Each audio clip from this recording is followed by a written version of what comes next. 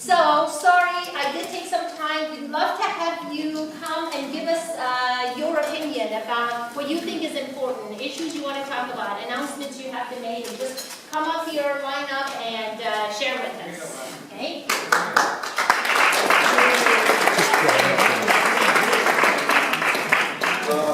My name is Bob Green. I'm with Thorium Energy of Silicon Valley. I'm one of the board members.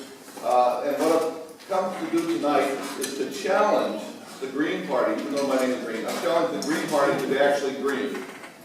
Okay? Okay. Advent told you something very important tonight. I hope you heard it. And it was that business is normal is not going to cut it.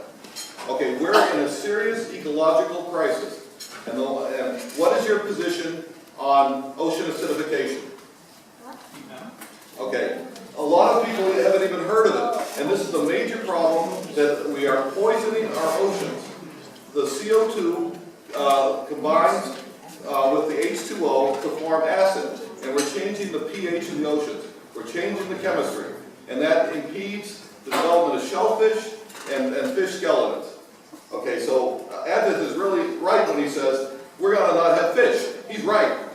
Okay, you should be paying attention. And what we've got to do is we've got to get serious about this. So my challenge to you is we have to find ways to bring this to the top of the Green Party. This is a subject on which the Green Party can own the whole space and make a major impact. So come see me afterwards, or Alex, Clara, hold your hand up, and we'll give you more information on that. Which one?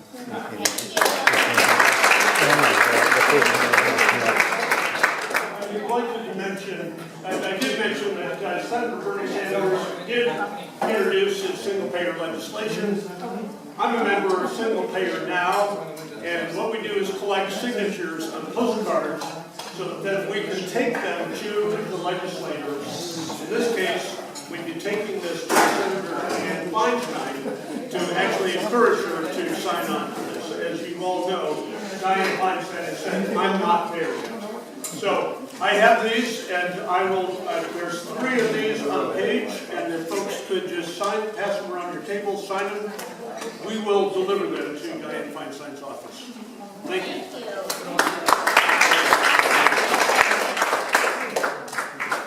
So, I was a Green Party activist for a long time.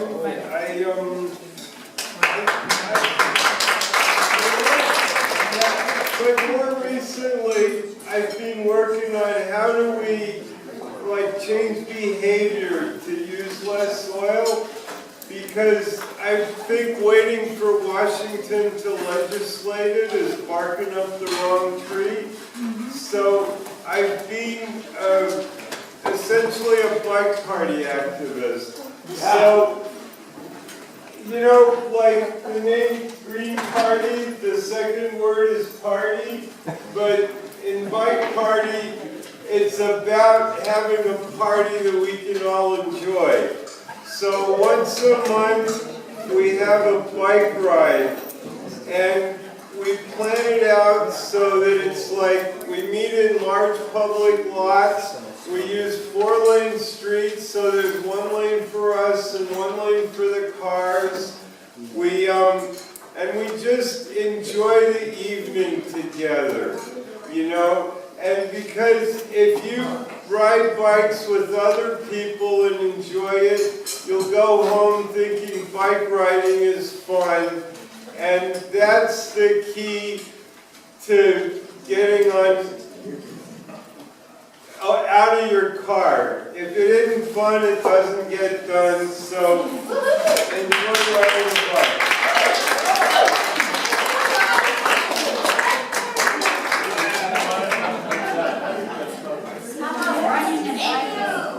My name is Andrew, and I was a reporter for a news site on the internet called Streets Blog, a sustainable transportation blog.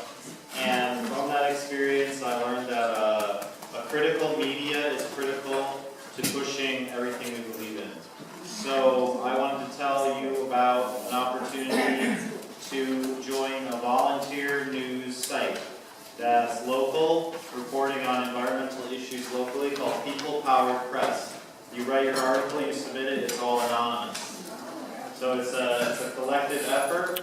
I'm one of the editors, and we're producing about 1 article a day. It would be great to kick that up and be covering more topics. So it's just a way, just a platform for WordPress, put it on the internet. And we have our own campaigns. One that I've been working on for some time is to transform El Camino into a street that everybody can use. El Camino for walking, El Camino for biking, for taking the bus, and very strongly in support of the bus-only lanes project that was canceled. There are practical steps, things that we can actually do to reduce greenhouse gas emissions here in our cities, and one is having faster buses, buses with their own lanes, and bikes with their own lanes. We have neither one on El Camino. We need to have space for transportation for all modes of transportation. That's something our city council members have to give us, and we need this to happen very quickly. We cannot wait 20 years to be able to walk and bike. Thank you.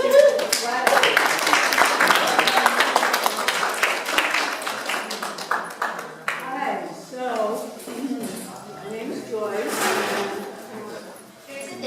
Here's a dish. You all ate a meal today, this meal. And by doing so, you've made a difference in the climate. It's actually significant. So I'm encouraging people to put your activism where your mouth is. So you may not have noticed this, but this was on the potluck table. And by the way, did anybody miss not having certain kind of food on this table? I just wondered. No. All right. So, no meat, yes. No dead animals on the table. Now, does that make a difference? It does. If you look at this pie chart of the plates, it makes a huge difference. We just don't notice that it does. So this is something we can do every meal, 3 meals a day. You actually make a huge difference in CO2 output, in methane output, which is hugely more powerful than CO2. And methane, we can reduce methane. 20 years maybe is the lifetime of methane, unlike CO2, which is like such a long period of time. So I want to encourage people, if you are interested in working on the issue of the connection of food and climate, I have a little sign-up sheet back there. Please sign up. Even if whether you're interested in activism on it or you're interested in meeting on it, talking about it, anything, this is my passion.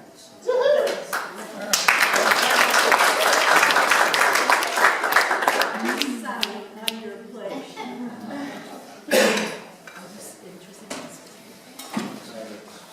Hi guys. Hi. We're here with the Bay Area Dreamers. This is for the immigrants in DACA. So I'm Anna. I'm Julieta. Hi. So I'm just gonna kind of tell you guys like what we have to do to apply to be able to receive it. So you have to meet certain requirements. You have to be between the ages of 16 to 31. You have to be here since 2007. You have to provide that you've been here for the last 5 years. You have to get fingerprinted every single time you reapply. The charges were $495 every time, every 2 years, plus lawyers. People don't know this. I'm so strong. So Dreamers, the word Dreamers became from the first act in 2001, which was the DREAM Act. It just means development, relief, of education for alien minors. And now what we want is to be able to work. That's what DACA gave us. So it's basically part of it, but we're still trying to, bigger picture. So those were some of the. Oh, you also couldn't be convicted of any felony or because you had to reapply. And a lot of people didn't get through for the first part, and then when they had to reapply, a lot of people still couldn't get it. So it wasn't like everything was just given to you. You had to really be really clean. So when Trump decided to phase out the DACA program, it sent not only like 800,000 dreamers on edge, but also like their families, their friends, students, patients, employers, and loved ones as well. I know because as an undocumented ally, I witnessed this firsthand with the stress and the fear that my fellow friends, my family, my students, and my community are going through every day because of this decision. Not only are like top employers and corporations losing billions of dollars because they're going to lose their workers, but also like my background as a school counselor, the psychology behind it, there's a lot of trauma, right? And there's a lot of stress that these communities are facing, and all these spaces are marginalized minorities. So it's really important that we know what happens when this program ended. Families are going to be broken, and then we also may not even have a next college-educated generation, because the DACA gave them that opportunity to go off to college, which is what everyone was fighting for. And I wanted to give you guys a little bit of a picture of who these dreamers exactly are. So me and my personal experience, I'm just going to tell you about 5 of them. I'm going to leave out the last name. So the first person is Maria. I've known her for about 12 years. I met her because my middle sister, Alex, was 4 years younger than me. That was her friend that she met in middle school. She went to De Anza College for a business major. Another friend is Stephanie. I also met her through my sister. She went to high school with her, and I've known her for 9 years. She went to Evergreen. She was in the paralegal program. Right now she works at Starbucks. She's probably one of your friendly baristas that you guys meet. Another friend is Clara. I also met her through my sister. I've known her for 9 years. She went to De Anza College, and she's a history major. She's a librarian. Another friend is Andrea. I've known her for 12 years. She went to Evergreen Community College, and she was in the law program. Right now she works as a secretary. My other friend is Yosimar. Yosimar I've known since 7th grade. And he attended Berkeley University. He's an English major, and he is a published author. He's my artist friend. And there's 800,000 of these DACA recipients. A quarter of them live here in California. So we see them, we say hi to them, we interact with them on a day-to-day basis, and we don't even know it. And these are people that have gone through many lengths to show that not only are they part of our community, they're the elite. I mean, for the last 10 years, the package was, record thick. They had to provide proof that they were here in the country every single day, a clean criminal record, and fingerprinted and all that. Our community is frightened because these are people that we know, we interact, these are people in our families, friends, co-workers, whatnot. So follow our page, it's Bay Area _Dreamers. And what we do is provide a little bit of hope, a little bit of unity, support for all of these people. We post pictures everywhere with them, and we challenge you to tell one of them apart. They're people that speak perfect English, we know them, we love them, and they need our help, they need our protection. Just because it's 3 Latinas, it doesn't mean it's just a Latino community. It's Indians and Vietnamese and Chinese and anything you can think of. It's an immigrant, not just Latinos. So just because we're the voice for the people that are scared to speak, but there's all kinds of, like she said, you won't be able to tell them apart from the citizens. Stay in California. Yeah.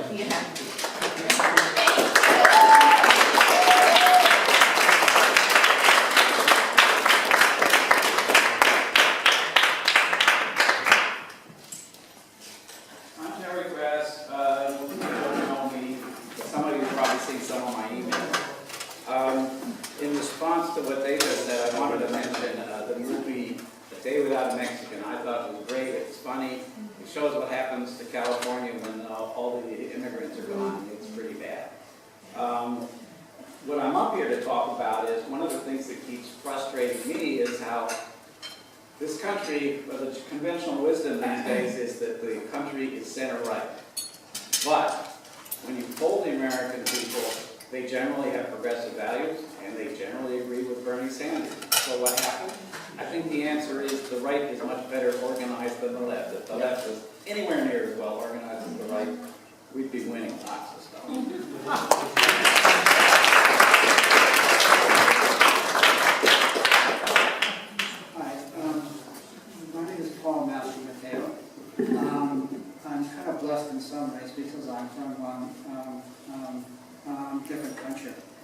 from Canada, and so I kind of blend in here nicely. I look the same, I talk the same, all right? But what he has given me is there's a different way of doing things there. There's like healthcare for everybody. So I don't have a thing, I don't have a program to pitch or plan or anything like that. But all I want to say to you is, don't let them tell you that healthcare doesn't work for everybody, because it does. And it's not a question of like you pick in my pocket or anything. Those who believe in healthcare actually want to give. If they're giving so someone who gets sick doesn't go broke. But even if they don't know them, they don't meet them ever, it's just kind of a human right, a basic kindness that we can do for each other. And yeah, again, don't let them tell you that it doesn't work, that it's like socialized medicine, or wait, like wants to see your doctor. You know, I can tell you from personal, I can tell you from personal experience, it isn't true. So, yeah.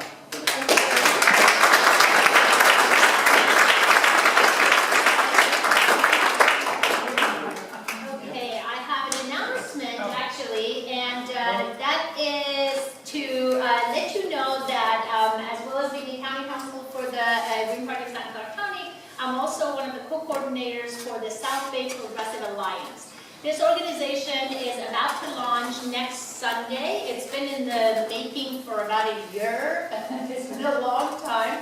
But essentially, the organization was pulled together with the goal to emulate the Richmond Progressive Alliance organization. That is a group that is, some of you have heard about it. It was put together over 12 years ago. That organization was put together actually with a Green as one of the founding members. There was 5 friends who were all activists, and they came together. Gail McLaughlin is the person I'm speaking about, and she ran to become a city council and to become a mayor of Richmond, California. And actually the entire goal they had was to defeat the corporate #1 enemy, which was the oil company that was taking over Richmond. So what they realized was they needed an electoral solution to this corporation that literally owned their cities. So they made each other, forced each other run for city council. They now have a supermajority in the city council. They're progressive, and their #1 goal was to commit to and only support for election candidates who are corporate free. These are candidates who take no money whatsoever from super PACs, lobbyists, and they were trying to be party agnostic. So Gail ran as a Green. I'm very happy to endorse her personally. The South Bay Progressive Alliance was inspired by the success that Richmond had, so we are about to launch, and again, our goal is exactly the same. Our bylaws is very similar to Richmond Progressive Alliance, and we are looking for clean candidates. So of course, I have ulterior motives. What better place to look for clean candidates than the Green Party? So this is something that we've been working a lot on, and it's a cycle of elections that we have to get involved. So Public Utilities Act of 1935. Public Utilities Holding Company Act. It's PUHCA. Just Google it, PUHCA. That act did for utilities what we should have done for the banking industry, which led to the 2008 collapse. It told utilities they couldn't take our money from ratepayers and invest in whatever they wanted, whether it's Dutch tulips or anything like a debt on a floor, something like that. That act was repealed in the Bush administration finally after 70 years of protecting it. 2005 was repealed. So the PUHCA of 1935 is what prevented Enron from existing until it was given an exemption just before the repeal. So if you want to see what happens in the energy business, you have to look at the history of all the manipulations. And in fact, in terms of the CCAs, there's a couple of companies, one in San Francisco, called Pacific Energy Associates. It has a nice glossy PowerPoint presentation they go around to give to all the town councils and the county governments and say, oh, here, we'll set this CCA up for you. Just pay us this, $1.5 million. And then go to the next one. It's sort of like the Music Man. Everybody remember the Music Man, the musical or the movie? Going from town to town, taking money from parents who think their kids need to go to have a band uniform and a band instrument to keep the DJ rating in the pool hall, right? So at any rate, it's the same kind of thing. So we'll talk. I'd be happy to talk about it with people because we went through this in San Diego County, and we're not sure what's actually going to happen. So are CCs run by cities and counties? I mean, they have to have their. It's like inserting a new bureaucracy layer between you and your power source. That bureaucracy layer has to be populated. And so what it gets populated by, typically are local politicians or members of, in our case, we have a board of supervisors downtown. I guess you have a county council. People don't want to run anymore or don't think they'll get elected anymore or whatever. They can flow into this other bureaucratic layer and still get paid.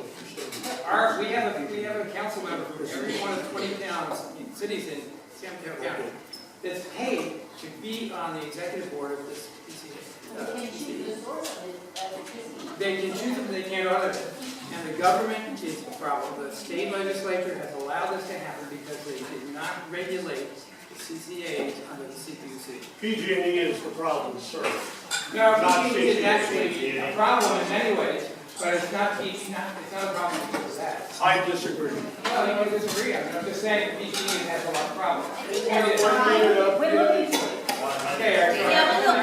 you want to discuss things and understand things, I think. I don't know. I mean, my mother was the only Democrat and the only woman on the town council in New Jersey for years. So I know how that bias can work. But the point is, if we want to understand things and do the right thing, you have to do what FDR said. Democracy is dependent on education. Time's up. Okay, so Right. we're looking at Yeah, we don't. So I'll just have to It might be a good idea to ask the make a quick announcement. Okay, just a second. We have t-shirts, beautiful Green Party t-shirts, that is yours for a generous donation of $24. So, and they're in the back there, we have 4 sizes, small, large, medium, and large, and they're really super awesome. They were designed by I think the Green Party of Los Angeles. Yes, and maybe, yeah, exactly. So